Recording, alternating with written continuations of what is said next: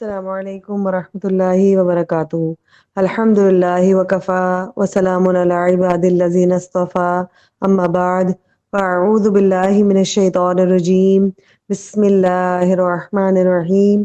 قال اللہ تعالی فی القرآن الکریم، ربما یود الذین کفروا لو کانوا مسلمین ذرہم یأکلوا ویتمتعوا ویلہہم الامل فسوف یعلمون۔ ان آیات میں اللہ تعالیٰ کافروں کی حسرت کو بیان کر رہے ہیں، اور یہ قرآن کی عظمت کو بیان کرتی ہے یہ آیت، اور اس کے بعد اس حقیقت کو واضح کرتی ہے کہ ایک وقت ایسا آئے گا جب کفار اپنی گمراہی پر سخت پچھتائیں گے اور تمنا کریں گے کہ کاش وہ بھی مسلمان ہوتے۔ اللہ تعالیٰ قرآن مجید کی صداقت اور اس کی روشنی کو بیان کرتے ہوئے فرماتے ہیں کہ یہ کتاب واضح اور روشن ہے جس میں ہدایت کے تمام اصول موجود ہیں۔ کفار جو آج حق سے منہ موڑ رہے ہیں وہ قیامت کے دن اپنی محرومی کا احساس کریں گے اور وہ تمنا کریں گے کہ کاش انہوں نے دنیا میں اسلام قبول کیا ہوتا، لیکن ان کی یہ خواہش اس وقت بے فائدہ ہوگی، کیونکہ دنیا میں ان کو بار بار بتایا جا رہا تھا، بار بار دعوت دی جا رہی تھی، لیکن انہوں نے تکبر کی وجہ سے، اپنی خواہشات کی وجہ سے اور دنیاوی جو اپنے فائدے تھے اس کی وجہ سے حق کو ٹھکرا دیا۔ یہ آیت ہمیں متنبہ کرتی ہے کہ سچائی کو پہچاننے اور حق کو پہچاننے میں دیر نہیں کرنی چاہیے، کیونکہ ایک وقت کے بعد ندامت کا کوئی فائدہ نہیں ہوگا۔ آیت نمبر 16 to 18 میں اللہ تعالیٰ فرماتے ہیں، وَلَقَدْ جَعَلْنَا فِي السَّمَاءِ بُرُوجًا وَزَيَّنَّاهَا لِلنَّاظِرِينَ وَحَفِظْنَاهَا مِن كُلِّ شَيْطَانٍ رَجِيمٍ إِلَّا مَنِ اسْتَرَقَ السَّمْعَ فَأَتْبَعَهُ شِهَابٌ مُبِينٌ۔ بلا شبہ ہم نے آسمان میں برج بنائے اور دیکھنے والوں کے لیے انہیں سجا دیا، اور ہر شیطان مردود سے اسے محفوظ کر دیا۔ ہاں، اگر شیطان چوری چھپے سننا چاہے تو ایک چمکتا ہوا شعلہ اس کے پیچھے لگ جاتا ہے۔ اللہ تعالیٰ جب فرشتوں کو کوئی حکم نازل فرماتے ہیں تو ان پر ایک خاص کیفیت طاری ہو جاتی ہے، جیسے بے ہوشی کا عالم۔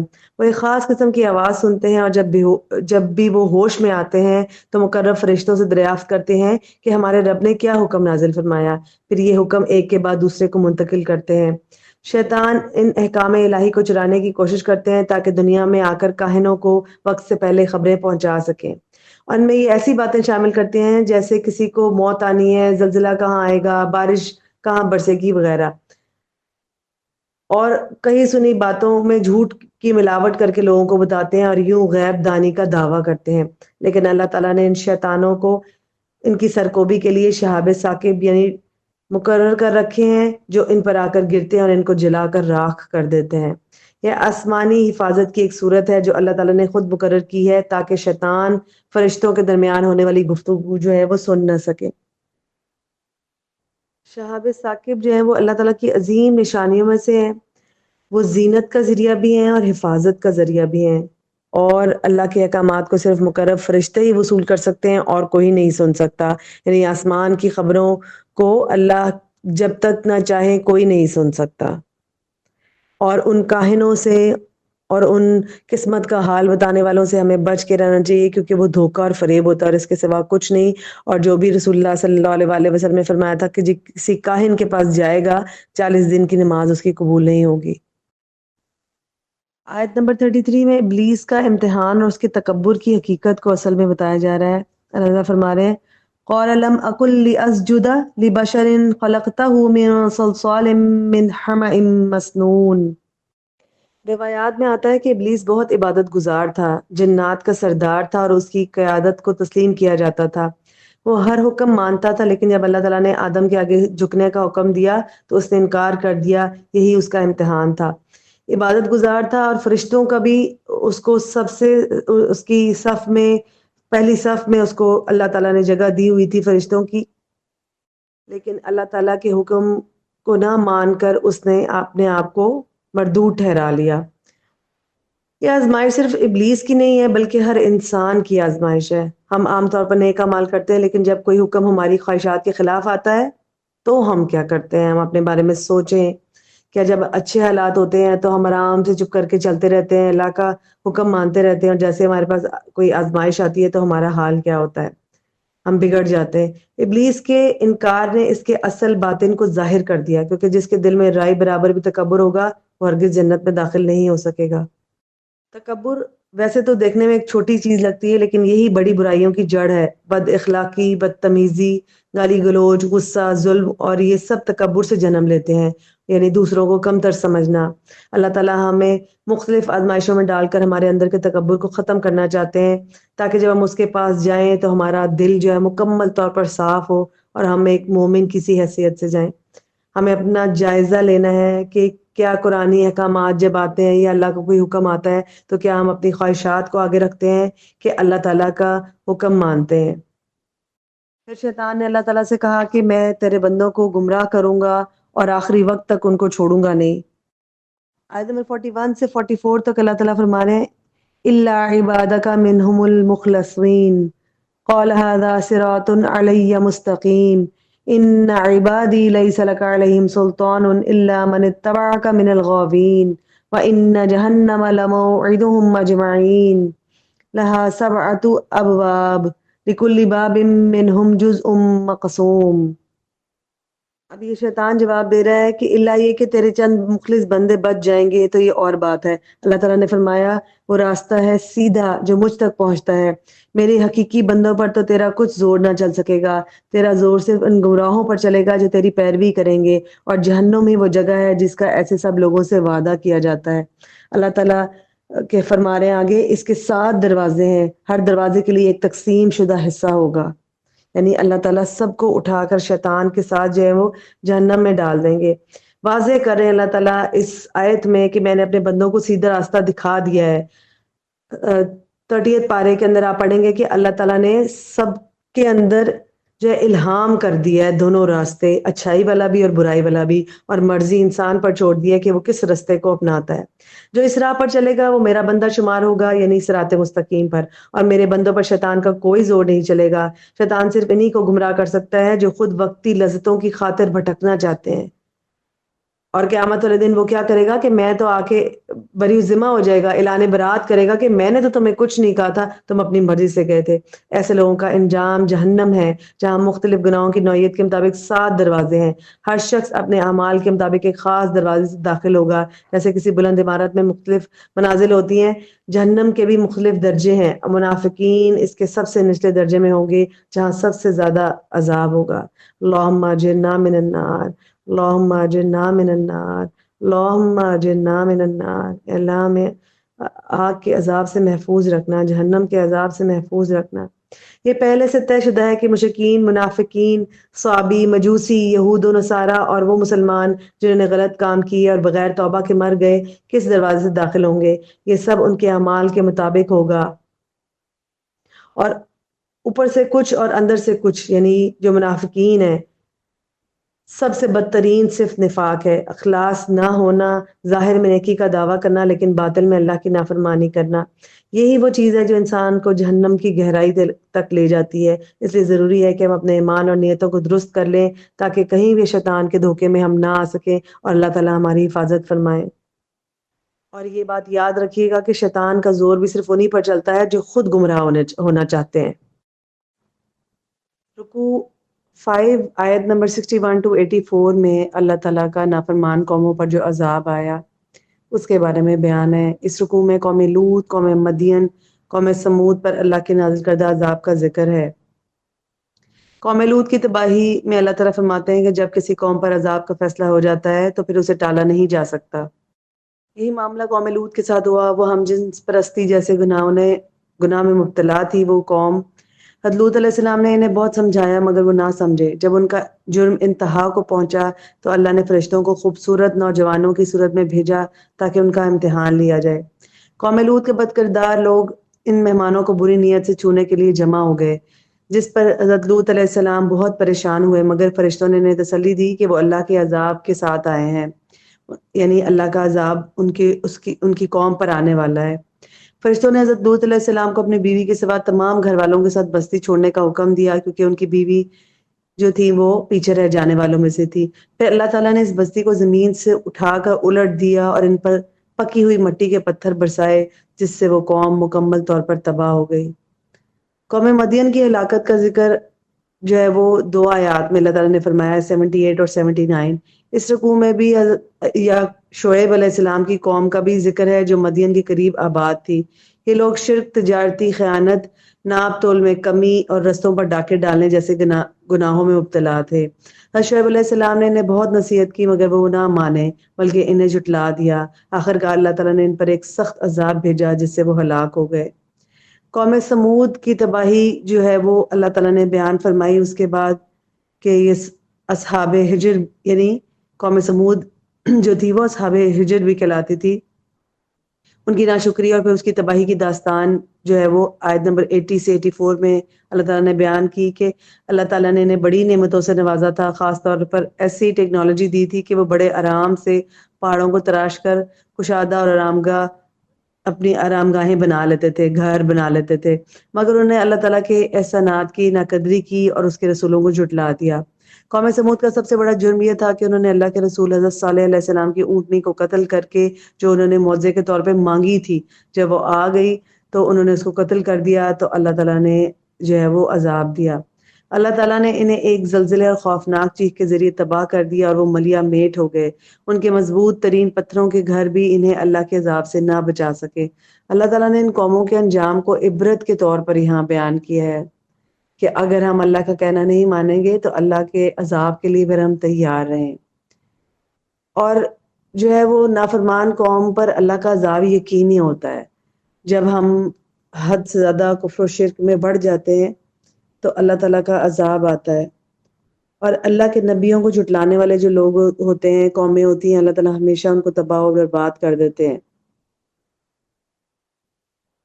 ناشکری کرنے والی قومیں جو ہوتی ہیں وہ اللہ تعالیٰ ان کو جو ہے وہ اللہ کی طرف سے زوال آتا ہے ان کے اوپر، اور جتنی بھی مضبوط ٹیکنالوجی میں انسان کو مل جائے یا وہ مصروف ہو جائے لیکن اس کے باوجود بھی اللہ کے عذاب سے یہ چیزیں نہیں بچا سکتی۔ اور تباہ شدہ جو قومیں تھیں ان کے کھنڈرات آج بھی نشان عبرت کے لیے موجود ہے، مگر صرف اس سے بھی سمجھنے والے ہی نصیحت حاصل کر سکتے ہیں۔ جس طرح اللہ تعالیٰ نے ہم پیچھے پڑھ کے آئے کہ قوم فرعون جب تباہ ہو گئی تو اللہ تعالیٰ نے فرعون کے بارے میں کیا آیت اتاری تھی کہ میں تیرے بدن کو تمام دنیا کے لیے عبرت کا نشان بنا دوں گا۔ تو ہم اپنے آپ کو دیکھیں کہ ہم اللہ تعالیٰ کی نافرمانیوں میں مصروف ہیں یا ہم اللہ تعالیٰ کے احکامات پر عمل کر کے اس کو راضی کرنے کی کوشش کر رہے ہیں۔ آیت نمبر 98 میں اللہ تعالیٰ فرما رہے ہیں فَسَبِّحْ بِحَمْدِ رَبِّكَ وَكُن مِّنَ السَّاجِدِينَ۔ سینے کی تنگی کا علاج اللہ تعالیٰ بتا رہے ہیں، غم، فکر، ہر چیز کا علاج جو ہے وہ اللہ تعالیٰ نے سجدے میں رکھ دیا، اپنی یاد میں رکھ دیا ہے۔ اس آیت میں اللہ تعالیٰ فرما رہے ہیں کہ سینے کی تنگی اور پریشانی کا بہترین علاج تسبیح اور تحمید میں ہے، یعنی اللہ کی تسبیح بیان کرتے رہنا ہے۔ فَسَبِّحْ بِحَمْدِ رَبِّكَ یعنی اپنے رب کے حمد کے ساتھ اس کی تسبیح بیان کریں۔ تسبیح کا کیا مطلب ہے کہ اللہ تعالیٰ کو ہر قسم کے عیب، نقص اور ان تمام چیزوں سے پاک قرار دینا جو اس کے لائق نہیں ہے، اور تمہید کا مطلب ہے کہ اللہ تعالیٰ کی ان تمام صفات کمال کے ساتھ تعریف کرنا جو اس کی شان کے لائق ہے۔ یعنی تسبیح اور حمد میں اللہ کی تمام صفات کاملہ شامل ہوتی ہیں۔ اور سجدہ کرنے والوں میں سے ہو جائیے، یعنی اللہ تعالیٰ نے یہاں وَقُم مِّنَ السَّاجِدِينَ کا خاص طور پر ذکر فرمایا کیونکہ بندہ اپنے رب کے ساتھ سب سے زیادہ قریب جب ہوتا ہے تو وہ اس وقت سجدے کی حالت میں ہوتا ہے، اور تکلیف اور پریشانی کے وقت اللہ تعالیٰ سے جو ہے وہ دعا کرنی چاہیے، اور آپ نفل پڑھیں اور اللہ سے باتیں کریں اور سجدے میں جا کر دعائیں کریں۔ حضرت فاطمہ رضی اللہ عنہا نے چکی پیسنے اور مشک میں پانی بھرنے کی مشقت کے باعث آپ صلی اللہ علیہ وآلہ وسلم سے جب خادمہ مانگی یا خادم کوئی بھی جو انہوں نے مانگا تو رسول اللہ صلی اللہ علیہ وسلم نے انہیں سوتے وقت تسبیحات فاطمہ پڑھنے کی ہدایت کی۔ یہ ہم سب کو معلوم ہے کہ سبحان اللہ، الحمدللہ اور اللہ اکبر 33 بار سبحان اللہ، 33 بار الحمدللہ اور 34 ٹائمز جو ہے وہ اللہ اکبر۔ یہ تسبیحات پریشانی اور خوف کو بھی دور کرتی ہیں۔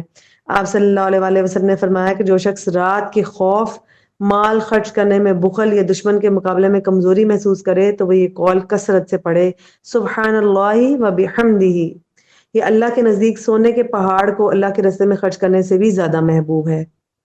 بسم اللہ الرحمن الرحیم، اتی امر اللہ فلا تستعجلوہ سبحانہ وتعالی عما یشرکون۔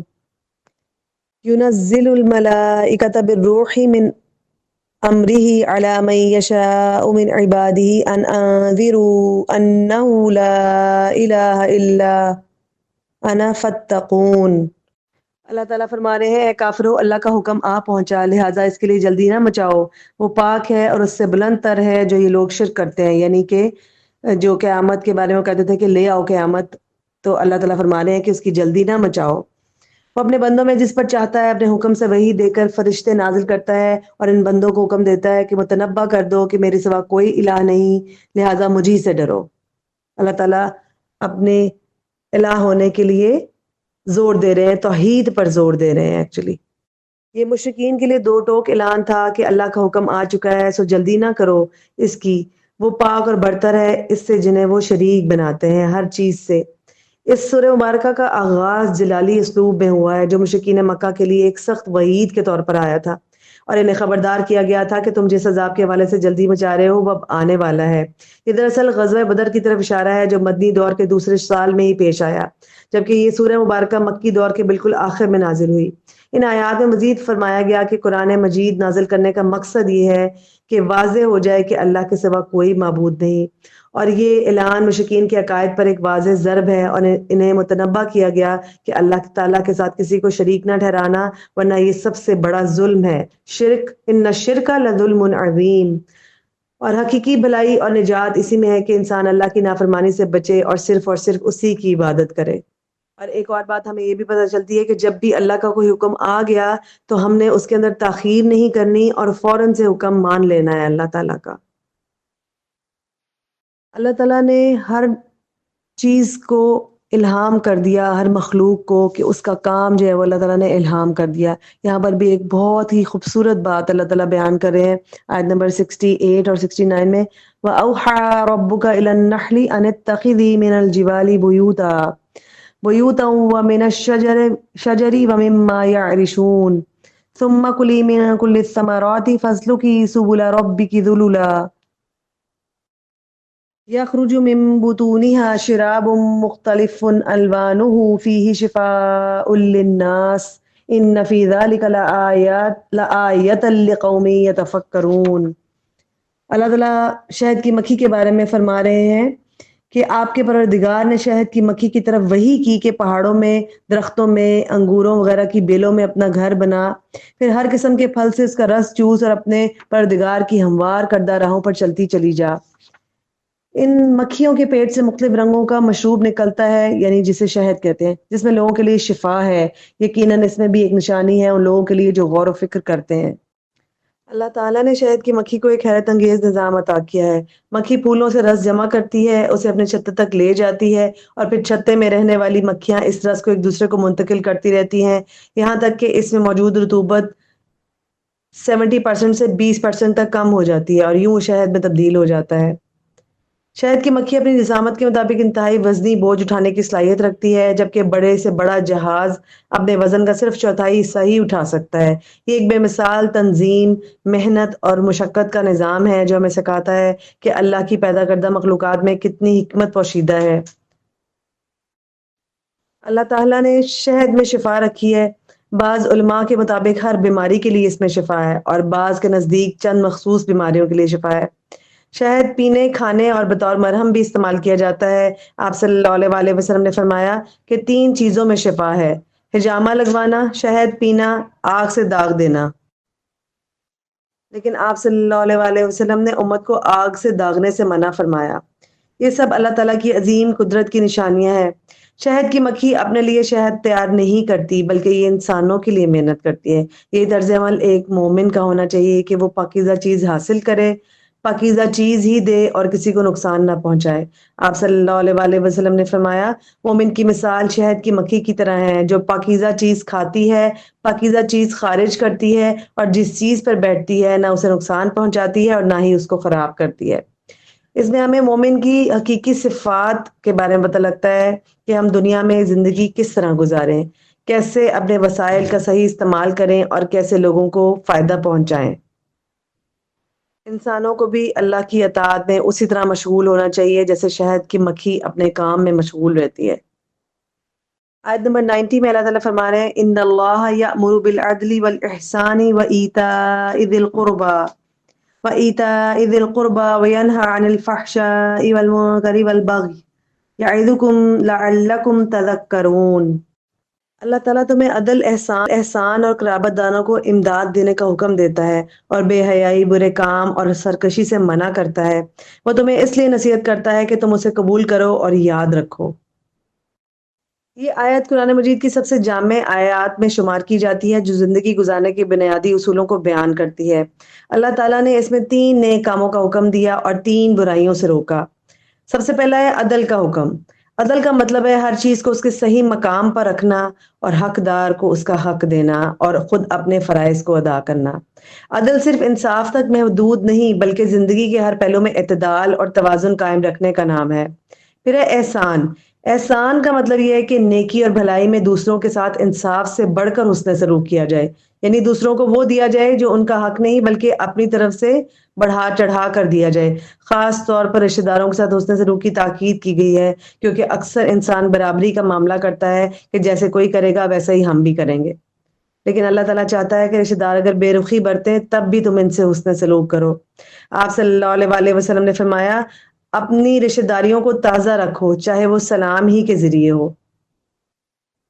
یعنی اگر رشتہ داروں سے فاصلہ بڑھ جائے تو کم از کم دعا کے ذریعے تعلق بحال رکھا جائے۔ بہت سے لوگ انتظار کرتے رہتے ہیں کہ دوسرا پہل کرے، مگر ہمیں پہل کرنے کی عادت ڈالنی چاہیے، کیونکہ وہ اللہ کے قرب کا ذریعہ ہے۔ پھر ہے قرابت داروں کو ان کا حق دینا۔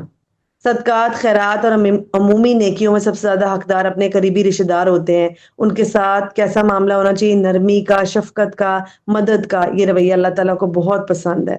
اور جن 3 چیزوں سے اللہ تعالیٰ نے جن 3 برائیوں سے روکا ہے، اس میں سب سے پہلے بے حیائی۔ بے حیائش میں فحش گوئی، غلط تعلقات، بدکاری اور تمام غیر اخلاقی اعمال شامل ہیں۔ پھر ہے برائی۔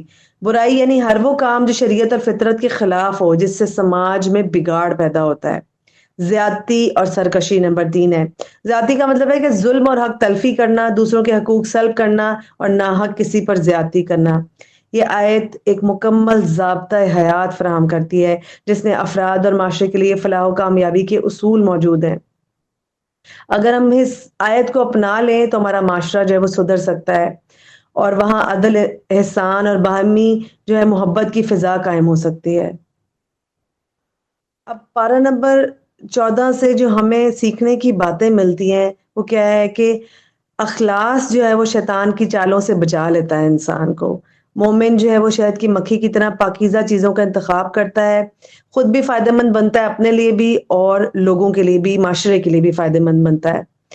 پھر یہ کہ تکبر کرنے سے جو ہے وہ مشکلات آپ کی زندگی میں آتی ہیں، اور اگر آپ اللہ کو پہچان لیں اور تکبر نہ کریں تو اللہ تعالیٰ مشکلات سہنے کا حوصلہ بھی دیتے ہیں۔ اور اللہ کی مدد کے لیے احسان، تقوی اور صبر، یہ تینوں چیزیں بہت ضروری ہیں، اسی طرح اللہ کی مدد آتی ہے۔ اور دنیا کی محبت انسان کو غافل کر دیتی ہے، تو آخرت کی فکر کریں گے تو دنیا کی محبت ہمارے دلوں سے نکل جائے گی، اور اللہ جو ہے وہ اپنی محبت ہمارے دلوں میں ڈال دیں گے۔ اللہ تعالیٰ سے دعا ہے کہ وہ ہمیں بہترین اعمال کی توفیق عطا فرمائے، ہمارے دلوں میں اخلاص پیدا کرے، ہمیں تکبر اور شیطان کے وسوسوں سے اللہ تعالیٰ محفوظ فرما لے اور اپنی رضا کے رستے پر چلنے والا بنا دے۔ یا اللہ ہمیں احسان، تقوی اور صبر کی دولت عطا فرما، اور دنیا کی محبت سے ہمیں غافل کر دے اور آخرت کی کامیابی نصیب فرما۔ اے ہمارے رب، ہمارے گناہوں کو معاف فرما دے، ہمیں اپنی رحمت کے سائے میں رکھ اور ہمیں جنت الفردوس میں داخل فرما۔ آمین یا رب العالمین۔ وآخر دعوانا ان الحمد للہ رب العالمین۔ سبحانک اللہم وبحمدک، نشہد ان لا الہ الا انت، نستغفرک ونتوب الیک۔ السلام علیکم ورحمۃ اللہ وبرکاتہ۔